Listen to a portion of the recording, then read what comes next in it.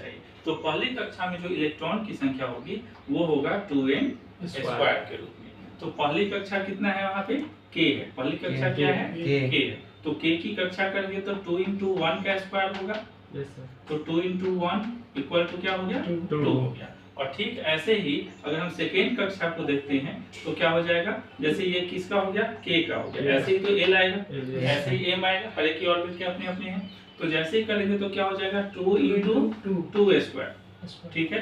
तो 2 × क्या हो गया 4 इक्वल टू कितना हो गया 8। तो इस प्रकार से पहली कक्षा में अगर 2 है तो दूसरी कक्षा में कितनी क्षमता है रखने की 8 है। और इसी प्रकार से आप आगे भी निकाल सकते हैं।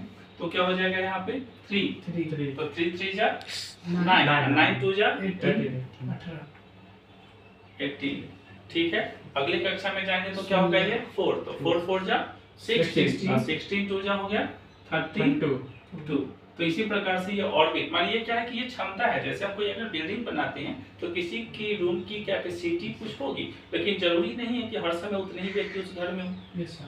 तो ये एक ऑर्बिट का नंबर हो गया, ये फर्स्ट k फिर l फिर m फिर n करके। तो पहली कक्षा जो k हुई उसके अंदर में छोटे छोटे तो रूम वाइज अलग अलग बनाए जाते हैं, तो उसे कहा जाता है सब सेल। ये जो नंबर है इसे क्या कहते हैं सब सेल। यहाँ से ये जो है सो क्या कहते हैं इसे सब सेल, ठीक है।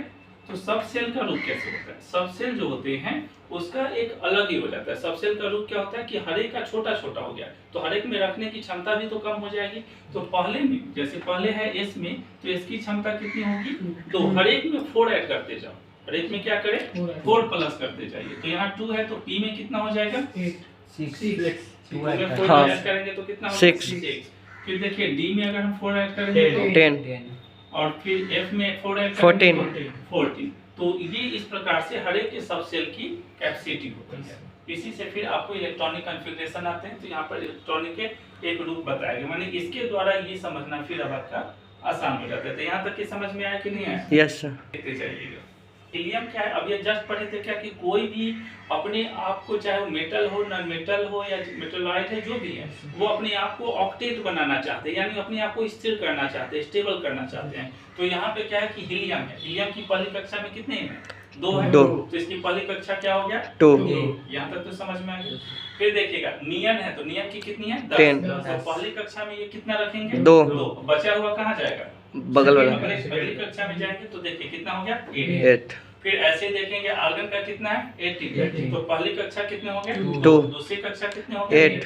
फिर वो तीसरी कक्षा में जाएंगे तो कितना हो गया 8, माने 8 हुआ तो वो आगे की ओर फिर वो बढ़ाएंगे। और इसके जो इलेक्ट्रॉनिक कॉन्फ़िगरेशन बताया जाएगा तो पता चलेगा कि किस ऑर्बिट के बाद किस में इलेक्ट्रॉन कैसे जाते हैं। इसके बाद देखेंगे मेटल। मेटल में क्या है कि मेटल का नंबर कितना है 11, तो 11 है। तो आप देखिएगा मेटेलिक ऑब्जेक्ट डोनर होता है, गोल्ड सिल्वर कॉपर ये सब अगर ऐसे भी बाजार में समझेंगे तो समझेंगे कि दाता है, ये धनी है, तो जो समृद्ध होगा वही ना किसी को देगा। यस। तो इसलिए एक लॉजिक के रूप में इसे समझ सकते हैं कि जो भी मेटेलिक चीज है वो समृद्ध है, उसके मिनरल्स कॉस्टली है, बाजार में उसका वैल्यूएशन है, तो वो क्या है वो डोनर है, वो देने वाला है, किसी को वो दे सकता है। तो ये आयन क्या करेगा अपना किसी को देने की क्षमता रखते हैं, ठीक है। और वही नॉन मेटेलिक क्या होगा गेनर होगा, वो उससे लेगा, देने की जगह वो क्या कर रहा है ले रहा है, टेकिंग कर रहा है। तो यहाँ पे देखिएगा क्या है कि सोडियम का कितना नंबर है 11, तो क्या होगा 2 8, उसके बाद कितना होगा 1। अब ऐसे देखिए 12 है तो क्या हो जाएगा 2 8 2 हो जाएगा। फिर देखिए एल्युमिनियम का है तो 2 8 3, इसी क्रम से गोइंग ऑन आगे की ओर बढ़ता चला जाएगा। ऐसे ही आपको दिया गया है यहाँ पे। पोटेशियम का 19 है तो क्या हो जाएगा 2 8 8, और यहाँ पे देखिए कैल्शियम का है तो कितना हो गया 2 8 8। क्लियर है यहाँ तक के? तो नॉन मेटल में क्या है कि 7 है 8 है 10 है 15 है 16 है और 17 है। किसका है तो सोडियम का है 7, ऑक्सीजन 8 है, फ्लोरीन 9 है, फास्फोरस 15 है, सल्फर 16 है, क्लोरीन 17 है, ठीक है। अब इसके के एलिमेंट में देखिएगा तो 7 का क्या होता है 25 हो जाता है। फिर देखिएगा ऑक्सीजन का 26 हो जाता है, फिर फ्लोरीन का 27 हो जाता है, ऐसे फास्फोरस का 2 8 और 5 हो जाता है, सल्फर का 2 8 और 6 हो जाएगा, ऐसे क्लोरीन का 2 8 और 7 हो जाता है। क्लियर है यहाँ तक के? अब ये जो नंबर होते हैं जैसे पीछे पढ़े क्या क्या 2n स्क्वायर के रूप में, तो 2 8 करके आगे की ओर बढ़ता हुआ देखिए 18 फिर आगे बढ़ रहा था।